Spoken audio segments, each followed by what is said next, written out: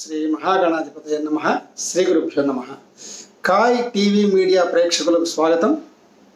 మనం ఇప్పుడు తెలుగు భాషలో జనబాహుళ్యం నుంచి ఉద్భవించినటువంటి కొన్ని సామెతలను సోదాహరణపూర్వకంగా అర్థవంతంగా తెలుసుకుందాం. సామ్యత అను పదం నుండి పుట్టినదే సామెత. సామెత అంటే పోలిక చెప్పటం. అనేక సందర్భాల్లో పోలికను తెస్తూ ప్రయోగించే సామెతలు మనుషుల నైజాన్ని తెలియజేస్తాయి. సామెతలను లోకోక్తులు, అనుభవాలు, సూక్తులు, నానుడులు, అలాగే జనాంతికాలు అంటారు. జీవిత అనుభవసారములే సామెతలు. సామెతలు ఆయా భాష మాట్లాడే ప్రజల సంస్కృతిని, సాంప్రదాయాలను ప్రతిబింబింపజేస్తాయి. తెలుగు సామెతల్లో నీతి, చమత్కారం, సూచన, హాస్యం, సందేశం ఇవన్నీ కలగలిసి ఉంటాయి అన్నమాట. కాబట్టి సందర్భానుసారముగా అందరూ ప్రయోగించేటటువంటి ఈ సామెతలు కొన్నింటిని మనం ఇప్పుడు సోదాహరణపూర్వకంగా తెలుసుకుందాం. మొట్టమొదటిగా ముంజేతి కంకణానికి అర్థమేలా. ఇది ఒక సామెత. అంటే ముందు చేతికి కంకణం కట్టుకుంటాం కదా, ఆ కంకణాన్ని మనం చూడాలనుకోండి, దానికి అర్థం ఎందుకు? కాబట్టి ఇది ఏ సందర్భాల్లో వాడతామంటే మన ముందున్నటువంటి రుజువులు, సాక్ష్యాలు ప్రత్యక్షంగా కనపడుతూ ఉంటే ఇంకా ఏం కావాలి మనకు అనే సందర్భంలో ముంజేతి కంకణానికి అర్థం ఎందుకయ్యా అని వాడతాం అన్నమాట. అలాగే గోరు చుట్టు మీద రోకటి పోటు, అంటే కష్టాల మీద కష్టాలు వచ్చినప్పుడు ఈ సామెతను మనం ప్రయోగిస్తాం. అంటే ఉదాహరణకు నీకేదన్నా ఒక వరద వచ్చింది అనుకోండి, వరద వచ్చి నీ ఇల్లంతా మునిగిపోయింది, చాలా బాధలు పడ్డావు, ఎట్లనో ఒక వారం రోజులకి తేలికబడి ఉపశమనం పొందావు. అలా జీవితం సాగిస్తూ ఉంటే మళ్ళీ ఒక 10 రోజుల కల్లా అగ్ని ప్రమాదం జరిగింది అనుకోండి, ఆ ఇంటికి ఎంత బాధ, కష్టాల మీద కష్టాలు కదా. అలాంటి విపత్కర పరిస్థితుల్లో ఏం చెప్పమంటావయ్యా నా పరిస్థితి? గోరు చుట్టు మీద రోకటిపోటు మాదిరిగా ఉంది అని కష్టం మీద కష్టం వచ్చినప్పుడు చెప్పుకునే సామెత అన్నమాట ఇది. అలాగే కరవమంటే కప్ప కోపం, విడవమంటే పాము కోపం. ఇదొక తమాషా సామెత. అంటే ఎవరైనా ఇద్దరు వ్యక్తులు మాట్లాడుకుంటంలోనూ అభిప్రాయ భేదాలు వచ్చో ఘర్షణ పడుతున్న సమయంలో అనుకోని విధంగా నువ్వు అక్కడికి వెళ్ళావు అనుకోండి, ఏదో దారిన పోయే దానయ్య మాదిరి అక్కడికి వెళ్ళావు అనుకోండి. వెళ్ళినప్పుడు వాళ్ళిద్దరిని సమాధానించడానికి ఇద్దరు మిమ్మల్ని అడుగుతుంటారు, ఆయనది తప్పని ఈయన, ఈయనది తప్పని ఆయన. అప్పుడు నీకు ఏం చెప్పాలో, ఎలా ప్రవర్తించాలో పాలుపోక ఈ సామెతను అప్పుడు అంటావు అన్నమాట. ఏం చెప్పమంటావయ్యా? కరవబోతే కప్ప కోపం, విడవమంటే పాము కోపం. అక్కడ అర్థం కాని స్థితిలో ఇలాంటి సామెతలు వాడుతూ ఉంటాం అన్నమాట. అలాగే అండ ఉంటే కొండనైనా దాటవచ్చు. అంటే మనం ఏ పని చేపట్టినా ఆ పనికి మన స్నేహితులు, బంధువులు ఎవరో వారి సహాయ సహకారాలు మెండుగా ఉన్నాయనుకోండి, ఆ పనిని మనం సులువుగా చేసుకోవచ్చు. అండ ఉండాలి ప్రతి మనిషికి. అండ ఉంటే కొండైనా దాటొచ్చు. అంటే సహాయం ఉంటే అవతల మనుషుల సహాయం ఎంత పనైనా సులువుగా చేసుకోవచ్చు అనే సందర్భంలో చెప్పేటటువంటి సామెత. ఇంకొకటి ఏంటంటే గుడ్డి కన్నా మెల్లమేలు. అంటే మామూలుగా అంధత్వం ఉంటే అసలు ఏమి చేయలేమండి, బాధగా ఉంటుంది. పూర్తి అంధత్వం, అంధకారం అయితే చీకటిమయమే కదా. అలా కాకుండా గుడ్డి కన్ను కాకుండా కొంత మెల్ల కన్ను ఉంది అనుకోండి, అయ్యా గుడ్డి కన్ను అయితే అసలు ఏమీ కనపడదు, మెల్ల కన్ను అంటే కొంతన్నా కనపడుతుంది కదా అని అర్థమైనప్పటికీ దీన్ని ఏ సందర్భంలో వాడతామంటే, అంటే మీకు ఏదైనా బాగా నష్టం జరిగి ఆ నష్టంలో కొంత ఉపశమనం కలిగింది అనుకోండి, మళ్ళీ వెనక్కి వచ్చింది అనుకోండి. ఉదాహరణకు మీరు ఒక 10,000 ఒక చోట నష్టపోయినారండి, ఒక భూమి గుంటల్లోనో, ఇల్లు గుంటల్లోనో, ఇంకో డీలింగ్లోనో జరిగింది అనుకోండి.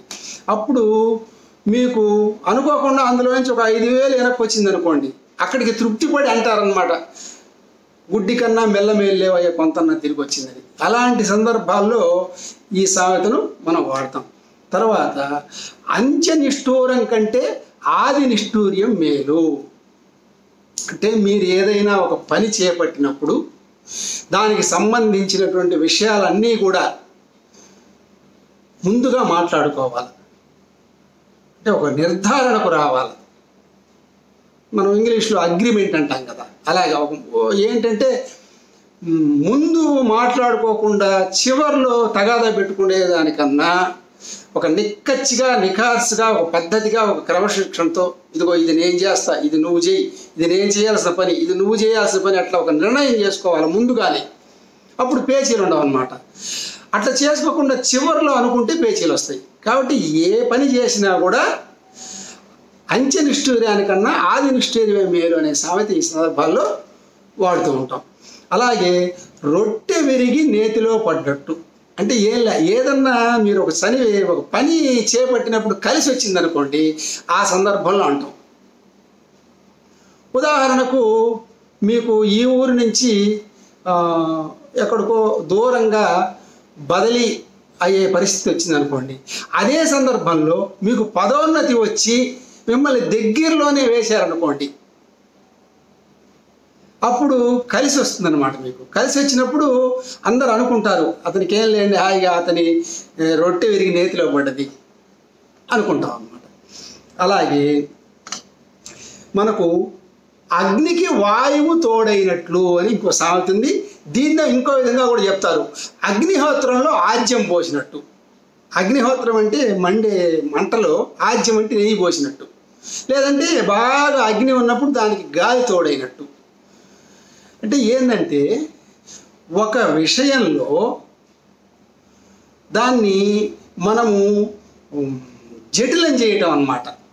ఎవరైనా ఒక విషయం ఒక పెద్ద మనిషి దగ్గరికి వెళ్ళామనుకోండి, దాన్ని ఏదో సమస్య పోయే విధంగా పరిష్కార మార్గం చూపిస్తే పర్వాలా, అట్లా కాకుండా కోపతాపాలకు ఉద్రేకాలకు తావిచ్చే విధంగా అతను ఎక్కువగా మాట్లాడాడనుకోండి పక్షపాతంగా, అప్పుడు చెప్పుకుంటాం ఆయన దగ్గరికి ఎందుకు పోయినారా నాయన, అగ్నికి ఆజ్యం పోసినట్లే, అగ్నిహోత్రంలో ఆజ్యం పోసినట్లే, అగ్నికి వాయువు తోడైనట్టే, వీడే అసలు మనల్ని ఇబ్బంది పెడుతున్నాడు, వీడితోనే ఏగలేకుండా మళ్ళీ ఆయన దగ్గరికి పోయినారు అని ఇద్దరు వ్యక్తుల వల్ల ఇబ్బంది కలిగినప్పుడు చెప్పుకుండే సామెత అగ్నికి ఆ వాయువు తోడైనట్లు అని. కాబట్టి అలాంటి సందర్భాల్లో ఈ సామెత చెప్పుకుంటాం. అలాగే అమ్మబోతే అడవి, కొనబోతే కొరివి. ఇది భలే విచిత్రమైన సామెత అండి. ఇప్పుడు దీనికి ఉదాహరణగా చెప్పుకోవాలంటే బంగారమో ఏ భూమో చెప్పుకోవచ్చండి. మీ దగ్గర బంగారం ఉందండి, మీరు అమ్మాలని మీరు అక్కడికి వెళ్ళారనుకోండి కొట్టుకి, చాలా తక్కువ ధరకు అడుగుతాడు. మనం 1000 రూపాయలకి అమ్మాల్సింది 600, 700 తీసుకుంటాను, అంతే, రాదు అంతకన్నా అంటాడు. ఉదాహరణకి భూమి కూడా అంతే. అదే మీరు కొనాలనుకోండి 500ది 1000 రూపాయలు చెప్తాడు. అలాంటి సందర్భాల్లో ఏం చెప్పమంటావయ్యా, అమ్మబోతే అడవి, కొనబోతే కొరివి. ముఖ్యంగా అనేక రకాలైన వస్తువులు క్రయ విక్రయాలు జరిగేటప్పుడు చెప్పుకునే మాట అన్నమాట ఇది. అలాగే చివరిగా ఇంకొక సామెత చెప్పుకుందామండి, పిచ్చుక మీద బ్రహ్మాస్త్రం. అంటే ఒక చిన్న ప్రాణి మీద అతి పెద్ద బలప్రయోగం చేయటం. పిచ్చుక ఎంతదండి, చాలా చిన్నది. ఇంగ్లీష్లో కూడా దీనికి using a meat axe to kill a spider అంటారు. అంటే ఎక్కడ సూక్ష్మంలో పోయేదానికి పెద్ద పెద్ద బలప్రయోగాలు. ఒక పిచ్చుకొని చంపాలనుకోండి అనుకుందాం, ఆ అణుప్రయోగం చేయాలని అవసరం లే, ఊరికి అట్లా అంటే తోలితే వెళ్ళిపోతుంది.